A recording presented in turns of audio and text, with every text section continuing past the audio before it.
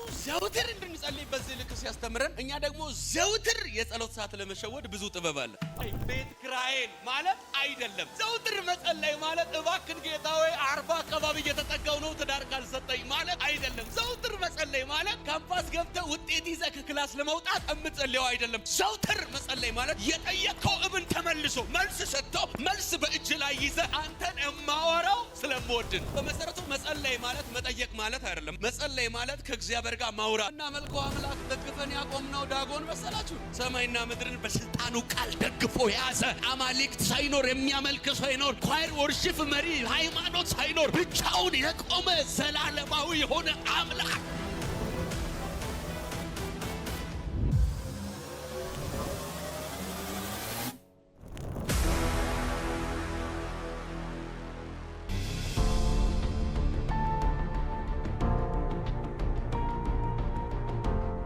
መጽሐፍ ቅዱስ የእግዚአብሔር ቃል ያዘን ከኔ ጋር የሉቃስ ምዕራፍ 18 ከቁጥር 1 ጀምሮ ያለውን እግዚአብሔርን ቃል አብረን እናነባለን። በጌታ ስም አነባለሁ። እንደዚህ ይላል። ሳይታከቱም ዘውትር ሊጸልዩ እንዲገባቸው የሚል ምሳሌ ነገራቸው። እንዲህም ሲል በአንዲት ከተማ እግዚአብሔርን የማይፈራ ሰውንም የማያፍር አንድ ዳኛ ነበር። በዛችም ከተማ ወደ እርሱም እየመጣች ከባለጋሬ ጋር ፍረዱልኝ ትለው ነበር። አያሌ ቀንም አልወደደም። ከዚህ በኋላ ግን በልቡ ምንም እግዚአብሔር ባልፈራ ሰውንም ባላፍር ይቺ መበለት ስለምታደክመኝ ጊዜም እየመጣች እንዳታደክም እፈርድላታለሁ አለ። ጌታም አለ አመፀኛው ዳኛ ያለውን ስሙ። እግዚአብሔር እንኪያስ ቀንና ሌሊት ወደ እርሱ ለሚጮህ ለሚታገሳቸው ምርጦቹ አይፈርድላቸው ምን ይልና ቁጥር 8 ደስ የሚል ምላሽ ይሰጠዋል። ሉቃስ ይጽፍ እላቸዋለሁ ፈጥነው ይፈርድላቸዋል። ከዛ ግን ጥያቄ ውስጥ የሚከት ቃል ደግሞ ጌታ ኢየሱስ ክርስቶስ ነገር ግን የሰው ልጅ በመጣ ጊዜ እምነትን በምድር ላይ ያገኝ ይሁንን? የሰው ልጅ በመጣ ጊዜ እምነትን ምድር ላይ ያገኝ ይሁንን? በጣም የሚገርማችሁ ነገር በጌታ በኢየሱስ ክርስቶስ ከሚያምኑም ከማያምኑም ጨምሮ የሰው ልጅ ሁሉ ፈጣሪውን ለማግኘት ከጥረትና ከእውቀት ከግል ጥበብ ያለፈ የመለኮትን እርዳታ ለማግኘት የሚችለውን ሁሉ ያደርጋል፣ ይፈልገዋል። በታሪክም ዓለም ጥቂት ሰዎች ግን የመለኮትን ኃይል ተካፍለው ለትምህርታችን እንኳን ተጽፏል። የቀደሙ የእምነት አባቶች በሙሉ ለተአምራት የሚሆን ምስክርነት የላቸውም። ነገር ግን ልክ ዕብራውያን ጸሐፊ እንደሚናገረው አንዳንዶች በእምነታቸው የአንበሳን አፍ ዘጉ፣ የእሳትን ኃይል አጠፉ፣ ሙታናቸውን በሕይወት ተቀበሉ ብሎ ሲል ሁሉም ከናንተ በፊት ያመኑ አይልም፣ አንዳንዶች ነው የሚል። በጣም የሚገርመው ኢየሱስ ስለዚህ ሴትዮ ምሳሌ ያስነሳበት ምክንያት ጸሐፊው ምን ይላል? ሳይታክቱ ዘውትር እንዲጸልዩ የሚል ምሳሌ ነገራቸው ይላል። ዘውትር እንዲጸልዩ ጳጉሜ እንዲጸልዩ አይደለም። ሮብ ከዘኛው ቤት እንደተኮረጀው የጸሎት ቀኔ ነው እንዲሉ አይደለም። ዘውትር አጠገብ ያለውን ዘውትር ማለት ሳምንቱን ሙሉ ማለት አይደለም በሉት። ዘውትር ማለት እድሜን ሁሉ ማለት ነው። አሁን ኢየሱስ ዘውትር እንድንጸልይ በዚህ ልክ ሲያስተምረን እኛ ደግሞ ዘውትር የጸሎት ሰዓት ለመሸወድ ብዙ ጥበብ አለ። አሁን እዚህ ጉባኤ ራሱ አንዳንዶቻችሁ ፕሮግራም ሊጀምር አካባቢ መታችሁ ወርሺፕ እስኪጀምር ባልተደወለ ስልክ ዞር ብላችሁ ሳምንት 3 የተጠረገውን ጫማ ድጋሚ ያሳጠባችሁ የጸሎት ሰዓቷን ሸውዳችሁ ነው የምትመጡት። እና ሳይታክቱ ዘውትር እንዲጸልዩ ዘውትር እንዲጸልዩ ማለት 28 ቀን ላይ ስትደርስ 32 ቀን ሲቀር ጌታ ሆይ 2 ቀን ቀረኝ ቤት ክራይን ማለት አይደለም። ዘውትር መጸለይ ማለት እባክን ጌታ ሆይ 40 አካባቢ እየተጠጋው ነው ትዳር ካልሰጠኝ ማለት አይደለም። ዘውትር መጸለይ ማለት ካምፓስ ገብተህ ውጤት ይዘህ ከክላስ ለመውጣት እምጸልየው አይደለም። ዘውትር መጸለይ ማለት የጠየቀው እብን ተመልሶ መልስ ሰጥቶ መልስ በእጅ ላይ ይዘህ አንተን እማወራው ስለምወድን። በመሰረቱ መጸለይ ማለት መጠየቅ ማለት አይደለም። መጸለይ ማለት ከእግዚአብሔር ጋር ማውራት። ስጠኝ ብለህ ወስደህ ሰጥቶ ሳለ ደግሞ ይዘህ ሰጥተኸኛልና አመሰግናለሁ ራሱ ጸሎት። አንዳንዱ ጸሎቱ እስከ ስጦታው ነው፣ አንዳንዱ ጸሎቱ እስከ ትዳር ነው። ብዙ ሰው እዚህ ጉባኤ ዝም ብዬ ያስነሳው ከዚህ በፊት ታገለግል ነበር ብዬ ብል አዎ በምን ኳየር ወርሺፕ ቲም ምናምን እቺ ቡድን ጥሩ ናት፣ ቶሎ ትገባባታል። እስቲ አሁን ወጣቱ በሙሉ ብትፈትሹ አብዛኛው አገልጋይ ነው። ቀና ያለ ክላስ ግባ እስቲ 50 60 አካባቢ ከ40 ወደ ላይ አብዛኛው ኳየር የነበረ ከትዳር በኋላ ያቆማል። አብዛኛው ካምፓስ ፌሎ ውስጥ አገልጋይ የነበረ ካቢኔ ሲሆን ያቆማል። ዛሬ በጌታ በኢየሱስ ስም ኢየሱስን ፊት ለፊት እስከምታየው ዓለም ሰማይን ከማውራት የማትቋረጥበት ኮኔክሽን በጌታ በኢየሱስ ስም ህይወታችሁ ላይ ይጠለፋል።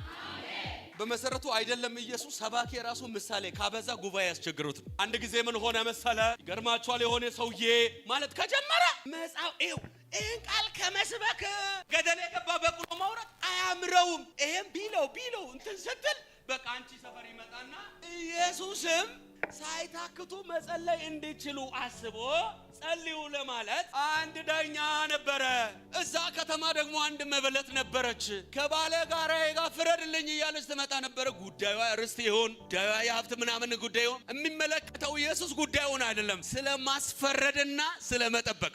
አንዳንዱ ጊዜ ስትሆነች ጌታ ሆይ በዚህ ዓመት ካልጎበኘኝ አታገኘኝም ብሎ በማስጠንቀቅ ነው የሚመጣው። ዘንድሮ ካልመጣ ጌታው እኔን አታገኘኝም። ምናመልከው አምላክ ደግፈን ያቆምነው ዳጎን መሰላችሁ እንዴ? ሰማይና ምድርን በስልጣኑ ቃል ደግፎ ያዘ። አማልክት ሳይኖር የሚያመልክ ሳይኖር ኳየር ወርሺፕ መሪ ሃይማኖት ሳይኖር ብቻውን የቆመ ዘላለማዊ የሆነ አምላክ።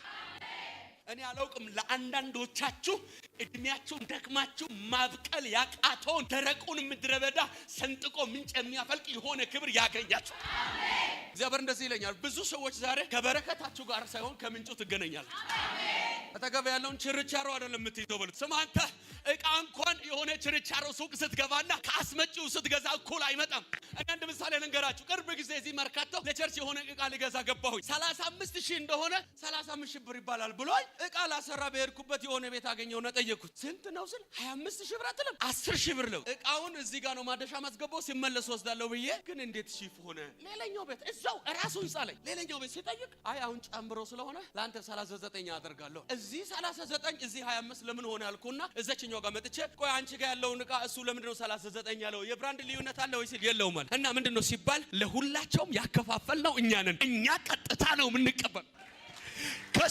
ከዚህ ቀን ጀምሮ በረከትን፣ ህይወትን፣ ሰላምን ከመለኮት ዓለም ከዋናው ምንጭ የሚቀዱ የማይቸረችሩ ሰዎች ላይ መንፈስ ይመጣል።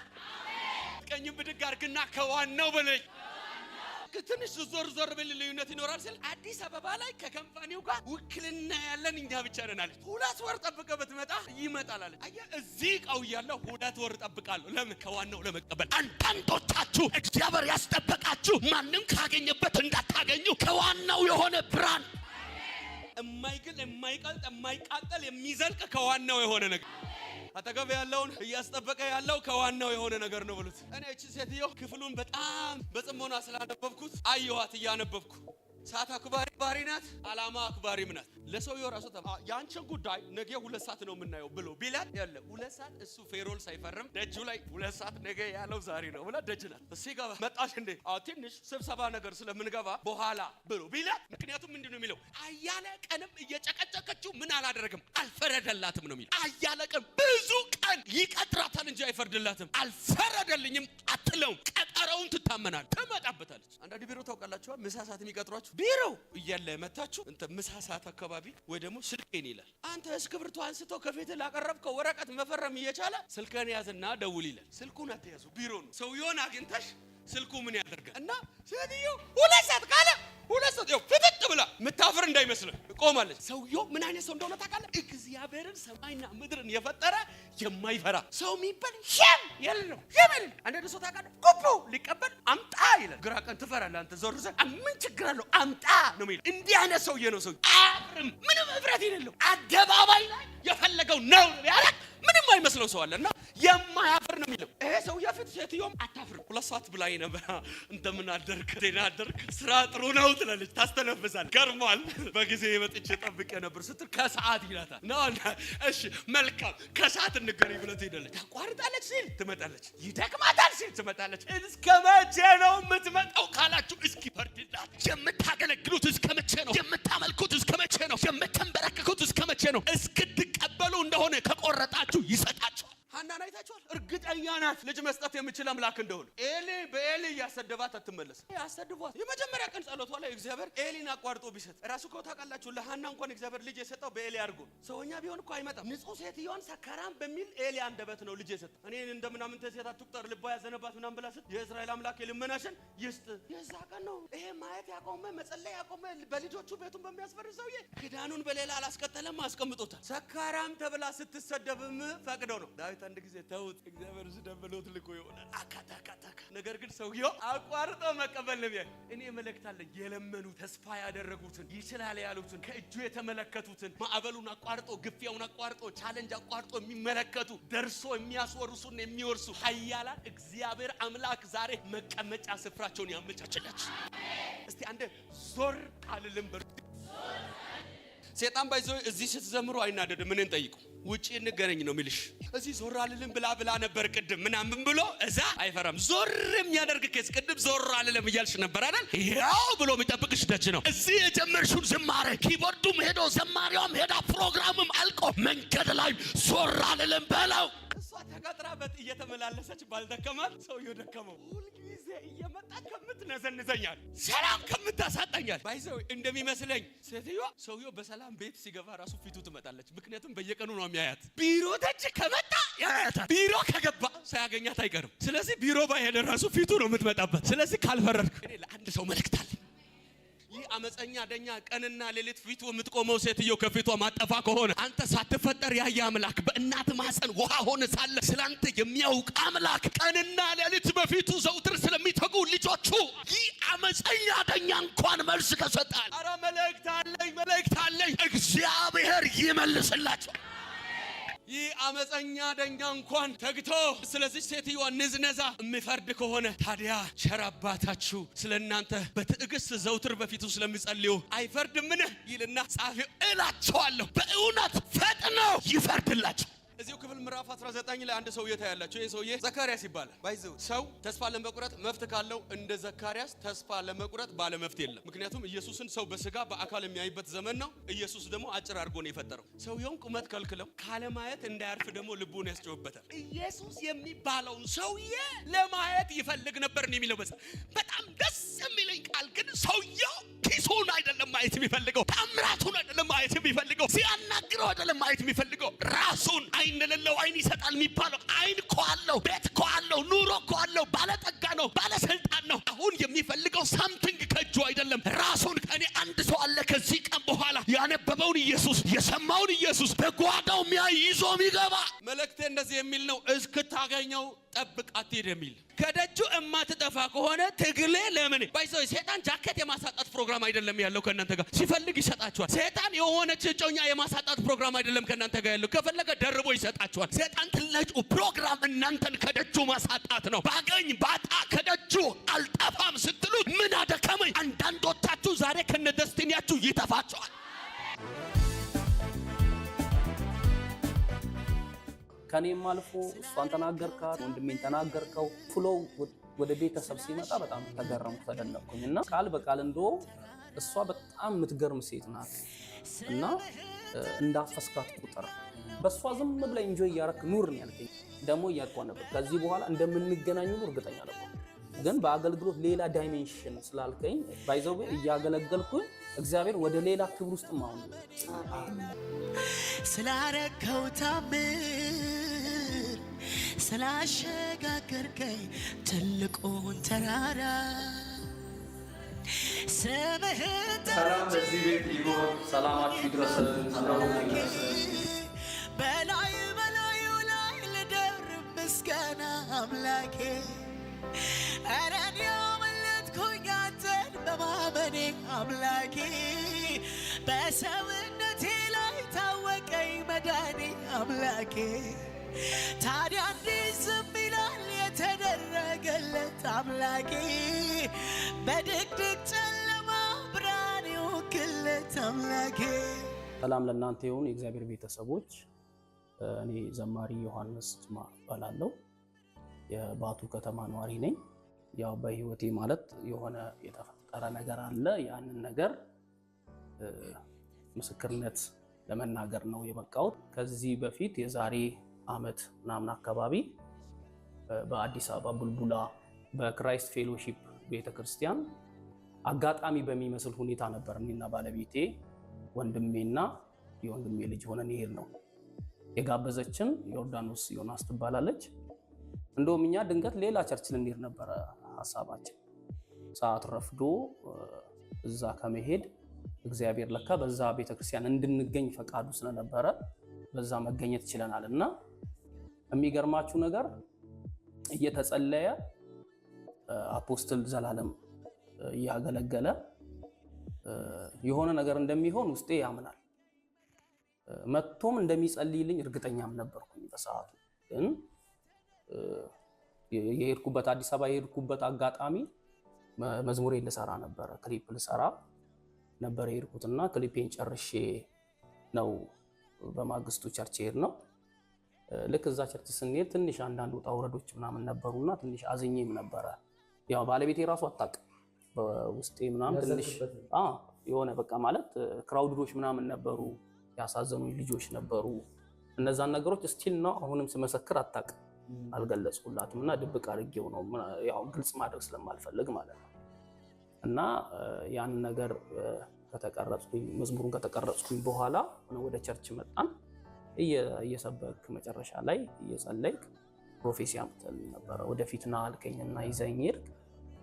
ከዛ በኋላ በህይወቴ ስለሚሆነው ጉዳይ ነው ያወራኝ። ዘማሪ መሆኔን አልነገርኩክም፣ ስለ አገልግሎቴ ሁኔታ ምንም ያወራው ነገር የለም። እና ልክ ትንቢቱን ስትጀምር አንተን ማስጨረስ ነበር የፈለኩት። እንደዛውም ጸጥ ብዬ አስጨረስኩክ እና እየተናገርክ ታወራኝ የነበረው ነገር ነገ ስለሚሆነው ጉዳይ ነው የምታወራኝ። አንደኛ በአገልግሎቴ ዘርፍ፣ ሁለተኛ በስራዬ አቅጣጫ እግዚአብሔር ስለሚያደርገው ተአምራቶች ትነግረኝ ነበርና ከዛ ጸሎት በኋላ እግዚአብሔር በስራዬም በአገልግሎቴም እንደባረከኝ ነው የማምነው። ለምን ብትል ከዛ ጸሎት በኋላ እግዚአብሔር ሌላ ዳይሜንሽን እንደሚያሳየኝ፣ ወደ ሌላ ክብር ውስጥ እንደሚከተኝ፣ በስራ አቅጣጫም ብዙዎች በእኔ ስር ተቀጥረው እንደሚሰሩ ነው ያወራኝ እና ድርጅቴ ወይም ደግሞ ስራ ቦታዬ እንደሚሰፋ ምናምን ነው ያወራኝ። ድሮ ብቻዬን ነበረ ስራ ቦታ እና ከወንድሜ ጋር ነበር የምሰራው። አሁን ግን ልጆች ከስሬ አሉ፣ 3-4 ልጆች ይመጣሉ፣ ይሰራሉ ስራ ቦታ። እንደዛ እየሆነ ነው ስራዬን እየሰራሁ ያለሁት እና ከዛ ጸሎት በኋላ የሆነ ነገር ሺፍት አድርጓል። እንደውም ከእሷ ጋር በጣም እያወራን ምናምን የመጣ ነው እና እንደውም እሷ መድረክ ላይ ምን ትለኝ ነበረ፣ ለምንድን ነው እሱ ይሄን ሁሉ ፕሮፌሲ ሲያመጣልክ ለምንድን ነው እሱ አገልጋይ መሆኑን ያልነገርከው? ለምንድን ነው ዘማሪ ነኝ እዘምራለሁ ምናምን ብለህ ለምንድን ነው ያላወራው? እግዚአብሔር በዚህ ውስጥ ሊገልጥ አስቦስ ቢሆን ምን ሆነ ነው ምናምን ተጣላ ነው። ከዛ እግዚአብሔር ሊገልጥ ካሰበ በጊዜው ይገልጣል። ራሱ ታይም አለው፣ ጊዜ አለው። በዛ ጊዜ ውስጥ ነው የምንሆነው እንጂ እኔ ደግሞ በትንቢት በጣም ብዙ ትንቢት የጠገብኩ ሰው ነኝ። ያንንም ስለማቅ ቀድሜ ዘማሪ ነኝ ቀድሜ እንደዚህ ነኝ ብዬ ስለምናገር እነዛ ነገሮች ሰዎች በስሜታዊ ሆነው ከራሳቸውም ነገር ተነስተው እንዲት ሆናለ እንደዚህ ታደርጋለህ እንዲት ሆናለ ምናምን ብለው ስለሚሉ ቀድሜ መናገር አልፈለኩም። ያስጨረስኩክም ትክክለኛ የእግዚአብሔር ሰው መሆንንም ለማረጋገጥ ነበር። ከኔም አልፎ እሷን ተናገርካት፣ ከሷ አልፎ ወንድሜን ዛሬ የተናገርከው ወንድሜን ተናገርከው እና እንትኑ ፍሎው ወደ ቤተሰብ ሲመጣ በጣም ተገረምኩ፣ ተደነቅኩኝ እና ደግሞ እያልኳ ነበር ከዚህ በኋላ እንደምንገናኙ እርግጠኛ ነበር። እዛም ወይ ቸርች ሄጄ እንገናኛለን ብቻ የሆነ ቦታ ግን ከማዕዚም ጋር ከአንተም ጋር እንደምንገናኝ እርግጠኛ ነበር። እንደውም ዮርዲ በጣም ብዙ ጊዜ ወደዛ እንድመጣ ምናምን ነገር እንትን ትለኝ ትጎተጉተኛለች እና እኔ ነኝ ወደዛ ለመምጣት ያልቻልኩትና ብቻ እግዚአብሔር በህይወቴ መልካም ነገር አድርጓል። ትዳሬ ውስጥም በጣም ብዙ ተአምራትን አድርጎልኛል። እሷን ደግሞ ያው እየተነበይክ እንዳፈስኳት አይነት አድርገን እግዚአብሔር ላንተ ትልቅ ስጦታ ሁለት ማስተዋወቅ አንተ ወደኔ ቀጥለ እንደምጠራኝ አቅ ነበር ያቃተልና ስለሱ ያወራሁትን ትንቢት አሁን በደንብ አስተዋወቅ። በቃ አስሰሃል ምናምን ትክክል።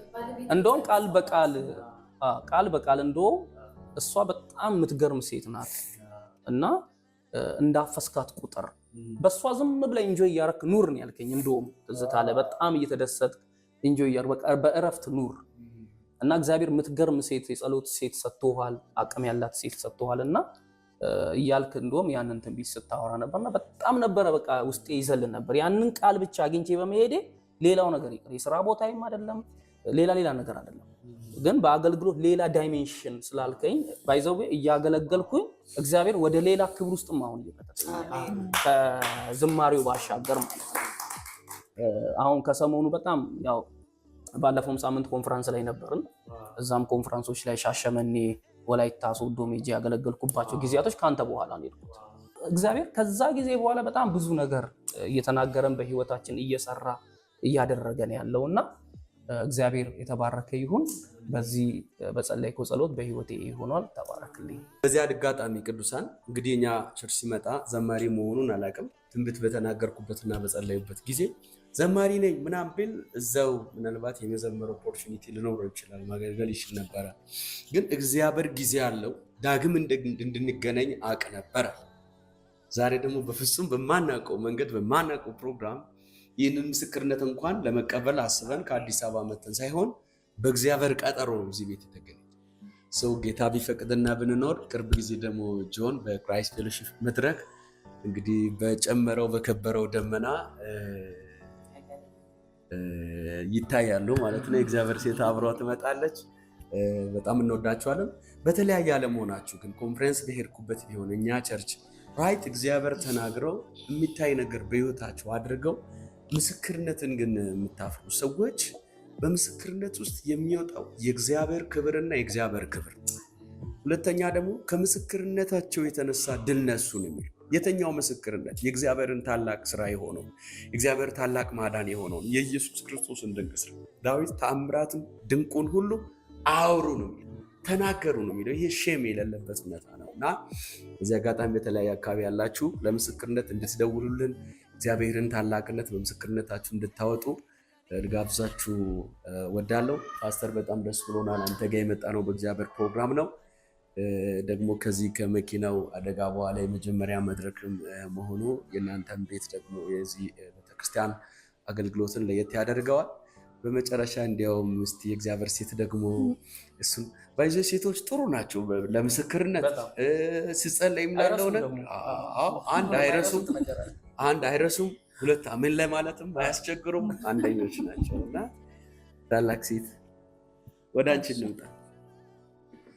እሺ እኔ ተዘራሽ እባላለሁ። የዘማሪ ጆን ባለቤት ነኝ። ማለት በዛ ጊዜ ድንገት በሚመስል ሁኔታ እግዚአብሔር የሚገርም ነገር ተናግሮናል። ያው ቅድም ሲያወራ እንደነበረው ለምን አታወራም ነበር እለው ነበር እና ያልኩበት ምክንያት አለኝና መድረክ ላይ ከቆምን በኋላ ፕሮፌት አንድ ነገር ስታወራ ነበረ።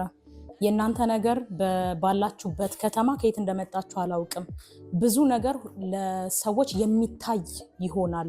ኢቭን ሰርጋችሁ እንዴት እንደተደገሰ ለሰው ድንቅ ነው ስትል ነበርና በሚገርም ሁኔታ አንድ ዕዳ ሳይኖርብን የሚገርም ሰርግ ዝዋይ ከተማ ላይ ማለት ነው። እውነት ማለት ሰዎች ከሰርጋቸው ማግስት ይጨነቃሉ ለዕዳ ምናምን ነገር እንደዛ ሪላክስ አድርገን ይኸው ኦልሞስት ሰኔ 6 5 ዓመት ይሆነናል በትዳር ማለት ነውና እየገረመኝ አቤት እግዚአብሔር የነበር ማለት እግዚአብሔር ካላወራህ በስተቀር በምንም ሁኔታ ይሄን ነገር ልታውቅ አትችልምና ድፍን ዝዋይ ከተማ ያውቀዋል ይሄን ታሪክና አንዲት ሴት ልጅ አለቻችሁ የእግዚአብሔር መንፈስ ያለባት ብለሃል። በሚገርም ሁኔታ አዲስ አበባ ነው የወለድኳት። ሄመን ሆስፒታል ኦፕሬሽን ለሆን ገብቼ ልክ እንደወለድኩ በስልክ ደውዬ ስነግረው ፎቶን አነሱና ሰጡት። ፖስት ሲያደርግ እንደዚህ ያለ መልእክተኛዋ መልእክትን ይዛ መታለች እና ያን ቃል አውቀዋለሁ። ሁል ጊዜ በልጄ የሚሆነው ነገር ማለት ትክዝ የሚል ሰው አትወድም። ሰው እየጮኸ ሲያወራ አትወድም።